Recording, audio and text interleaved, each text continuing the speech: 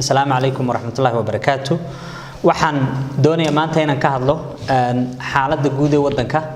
gaar ahaan laba arrimood oo runtii aad iyo aad u kooban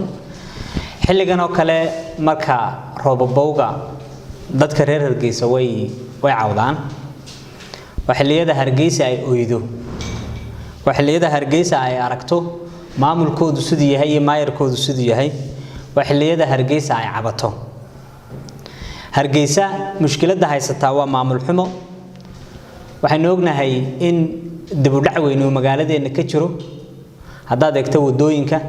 haddaad eegto nadaafadda haddaad eegto adeegyada kale ee bulsho ee caadi ahaan dawladaha hoose ay fuliyaan waxa ku soo baxaysa magaalada Hargeysa inay tahay magaalo cadilan oo run ahaantii dhibaataysan waa cadilnaan iyo dhibaato ay iyadu isbaday waa cadilnaan iyo dhibaato cidii loo dhiibay ee loo igmaday ee dadku ay ku aamineen ay baday Hargeysa gaajo boqolkiiba 730 baa lagu tilmaamaa dadka Hargeysa ku nool inay gaajaysan yihiin gaajada waliba khatarta macnaheedu waxa weeyaan marka la leeyahay gaajada khatarta waa dadka ku nool maalintii $1 iyo 25 senti wax ka yar ayaa gaajo loo yaqaanaa waxa run ahaantii aynu ognahay dadka reer Hargeysa inay cashuur bixiyaan oo ay cashuur bixiyayaal yihiin laakiin tiisi cashuurtaasi aanay wixii ay mudnaayeen aan loogu qabanin waxyaabaha run ahaantii aad ka damqanaysa aad arkayso ee muujinaya qorshe xumada han la'aanta iyo hoggaan xumada waxa kamid ah wadada dhexe ee Hargeysa haddaad soo dhex marto subaxyada qaar subaxda hore aad soo marto waxaad arkaysaa askar baabuur iyo bureer sidata oo dad masaakiin ku tacadiyaysa waxa laga yaabaa aabbo ama hooyo 7-8 caruur gurigii kaga timi oo baahan oo faqrigaas la tacaalaya oo kaariyoono yar ku soo shaqo tagay in si arxan darra askari aan anshax iyo tababartoona lahayn uga daadiyo dadkaas iyagoo ooyaya cabanaya oo calaalaya dabadeetana ay arkayso iyagoo wadada yaacaya oo balas leh waa laga tagaayo saacad kadib wadadii haddana sideedii bay ku noqotaa subaxun baa la soo seexdaa la yiraahdaa baritaan wadada banayno tii aan qorshe loo sameeynin dadkaasi meelaha ay ku ganacsan lahaayeen loo sameeynin noloshoodii sidii u dabaran lahaayeen loo sameeynin dadka dhibaataysan ee reer Hargeysa meeyarka mas'uuliyad baa ka saaran madaxweynahana mas'uuliyad baa ka saaran malaha madaxweynuhu markuu baxayana de wadooyinka la xidhaa wadada uu marayana waa la sii xaadaa laakiin marka Hargeysa roob helo waxaad arkaysaa Hargeysa inaanay magaalo noloshu aad u adag tahay ay tahay oo kala xidhan dadku aanay isu socon karin ganacsiga dhibaato weyn ku haysa dhaqaalihii magaaladana dhibaato weyn run ahaantii ku haysa xashiishku markuu biyaha dhex galay oo dul fuulana cudurro ayaa ka dhasha oo ka dhalanaya maanta kama rajo qabno in intuu maayarku dib u dhasho Hargeysa hagaajiyo kama rajo qabno in madaxweynuhu uu keeno qorshe iyo balaan uu maayarkani ku shaqeeyo oo uu Hargeysa ku hagaajiyo kama rajo qabno dawladda hoose maanta joogtaa inay wax bedesho laakiin doorasho soo socota mar labaad baa shacbiga reer Hargeysa la siinayaa fursad ay cidii iyaga matali leeyahay magaaladooda ka shaqeyn lahaayeen doortaan hadhow intii aan ooy lahayn aan caban lahayn aan calaacali lahayn anta u meel dayno oo aan eegno oo aan ka fiirsano barbarayaan maalin dhaweyta tagay haddaad reer Hargeysa tahay oo aad barbara tagto wad hinaasaysa runtii sidaa weey waxaad arkaysaa waxa yar ee ina soo gala hadii la isiraahdo wax ku qabta oo ku shaqeeya inay nolosha wax ka bedeli karayaan inay wadooyinka wax ka bedeli karayaan inay dadku sidii u nool yihiin wax ka bedeli karayaan caruurta yaryar baa arkaysa farqiga Hargeysa iyo u dhaxeeya barbara marka ay barbara tagaan calaamadihii wadooyinka hadda bilaabeen inay sameeyaan Hargeysana maanta waad aragtaa oo ka cashuur badan oo ka dhaqaale badan oo ka population badan oo dadkeedu maanta halka ay taagan yihiin iyo noloshii siday tahay tusaale yar waxa kuugu filan waxa jirta shirkad biyaha magaalada maxaan ku radaa biyo balaarinta magaalada Hargeysa ka shaqeysa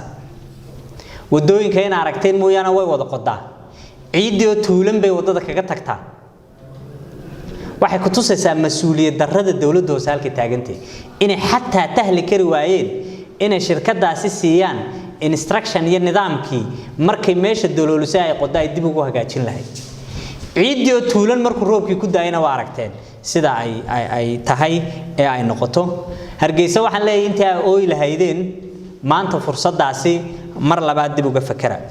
arinta labaad ee aan doonayo iyadana inaan wax yar oo kooban ka idhaahdo waa arinta dhaqaalaha weeyaan maanta dadka inta ogiyeen kala anigu waruma hayo laakiin tiise hoosta ayuu dhaqaalaheeni ka musallafaya wadankii dhaqaale xun ma aad iyo aad u badan baa jirta ganacsatada yar yar haddaad u tagto aad wareysato ganacsiga kacaya uu tirabeela inuu ganacsi abuurma iska daayay waxa aasaas u ah dhaqaale xumaanta dawladnimada marka la dhisaayo hay'adaha dawliga ah ee saameynta ku leh dhaqaalaha inta badan laba hab bay dunida noqdaan hab waxa la yiraahdaa waa extractive habna waxa la yiraahdaa inclusive waxa weeye marka shaqada xirfad loo eego ee aqoon loo eego ee karti loo eego ee hufnaan loo eego ee dadnimo loo eego marna waa marka shaqada loo eego qabiil shaqada loo eego shaqada loo eego dangaara institution kii dawladda extractive buu noqonayaa dabadeetana uu nuugmaya wala nuugaya rida iyadu isjaqda maxaad ku taqaanaa ilmaheedu ma koro dawlad institutionskeedii dadkii ka mas'uulka ahaa ay nuugayaan oo contractkii ka soo baxa meel maray aan la arkaynin waxa weeyaan run ahaantii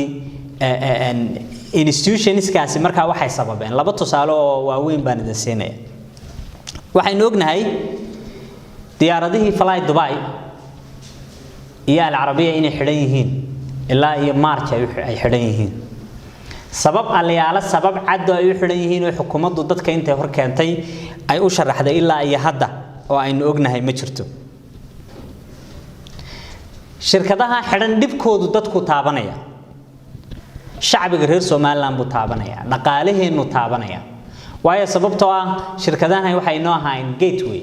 waxay noo ahaayeen shirkado international oo aynu adduunyada markaynu tageynayno u gooshayno aynu isticmaalno monopoly bay abuurayaan in hal shirkad oo kaliyaati ay wadankeena ka shaqeyso deetana tigirka waxay doontaa ay ku tiraahdo adeega sidii doontaa ay kula macaamisho sidii doontaa ay ka yeesho adiguna aad ku qasbanaatay inaad yeesho waxa weeyaan darxumo iyo maxaan ku raad dulinimo inagu aynu dadkeeni badan aynu ku qasbano inay u hoggaansamaan hal shirkad waxa ay doonayso ay samayso taa waxa ka daran dawladaha mas'uulka ah ee damiirkoodu nool yahay markay shirkadi kacayso ayay shirkadda taageeraan in lacag siiya sababtu waa maxay waxay ka fakaraan dadka shirkadda u shaqeynaya ee shaqo beelaaya shaqada ay dadkaasi hayeen dhaqaalaha wadanka intay soo gelinayso ilaan dhaqaaluhu waa circle ka wareegaya tire ka wareegaya weey maanta dad 100 qof ka badan oo shirkadaha u shaqeynaya baa shaqala oo amala dad 8,000 oo qof gaaraya oo tigidh ka haystay labada shirkadood ayaa meelaha kala duwan ee adduunka ku xaniban dadka waxa kamid ah dad taag daran oo dhakhtar tagay ama India ha tagaan ama Turkey ha tagaan ama meel kale ha tagaan oo markii halkan adeeg caafimaad loogu fidin waayay oo dawladoodii ay u fidin kari weyday inay xanuunada yar simple ka wixii ay ku dawoobi lahaayeen iyo dhaqaatiirta ay u samayso si kastaba ha ku kaliftay tagay inay maxaan ku dhahday wadamadaasi ay caafimaad u tagaan dadkaasi waxay u xaniban yihiin qaar badan oo kamid ah oo wadankoodii ku soo noqon lahaa waxay tigirka kaga bixiyaan beelay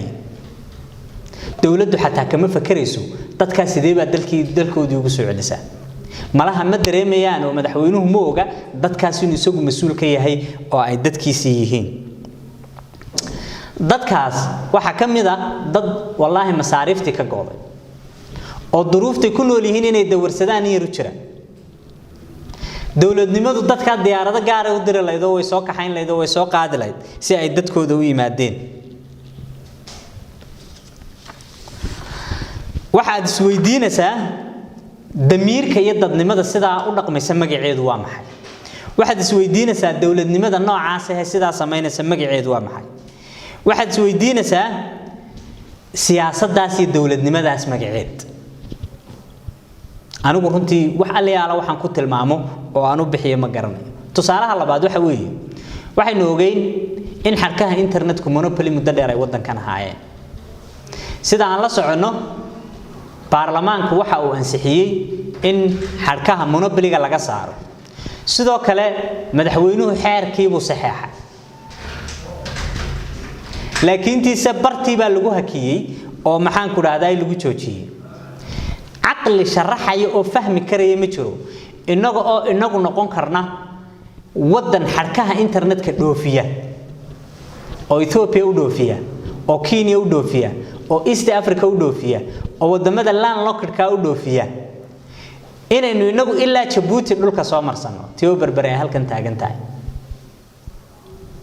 waxyaabaha marka aad u fiirsatay aad isweydiiso aad oranayso malaha wadankani inuu dumo oo baabao waa la qorsheeyay oo waa loogu talagalay sabab aliyaala sabab ilaa imika dadku waxay moodayaan siyaasadda Soomaaliland inay ila meerayso ku jirto dhaqaalihii baa ila meerayso ku jira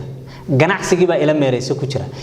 issue kasta oo maanta wadankeena ka taagan waa baari kartaan oo waa eegi kartaan circle-kaas uu ku jira oo ku wareegay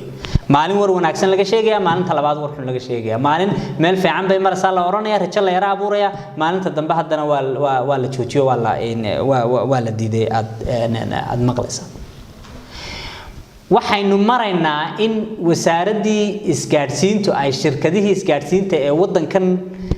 dhismaha ay ka geysteen iyo dhaqaalaha ku maalgeliyeen iyo maxaan ku raahdaa inta qof ee ka shaqeysa iyo sidee markay mushkilada timaado wadanka ay ugu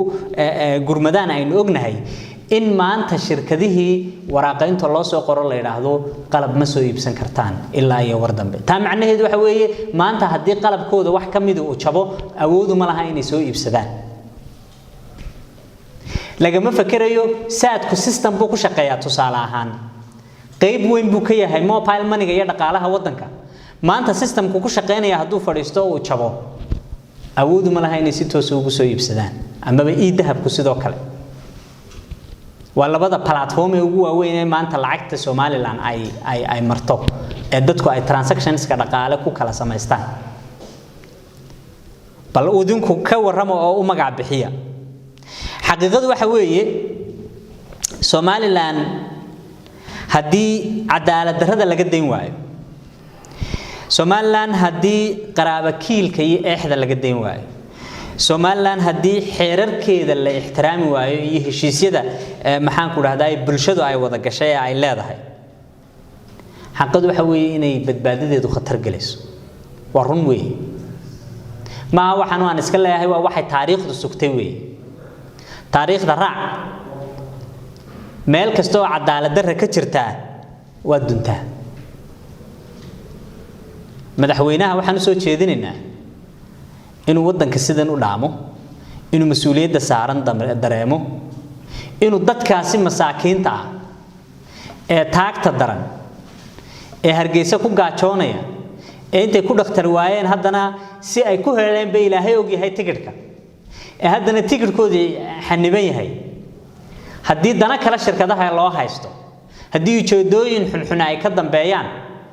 dadka hartu koowin sidii loo soo qaadi lahaa laga shaqeeyo shuruucda wadankana la ixtiraamo wadankan dhaqaalihiisu waa dhaqaale furan aan la isku dayn dhaqaalahan in dad gaar laga naasnuujiyo inta kalena faqriga lagu hayo waa mahadsantiin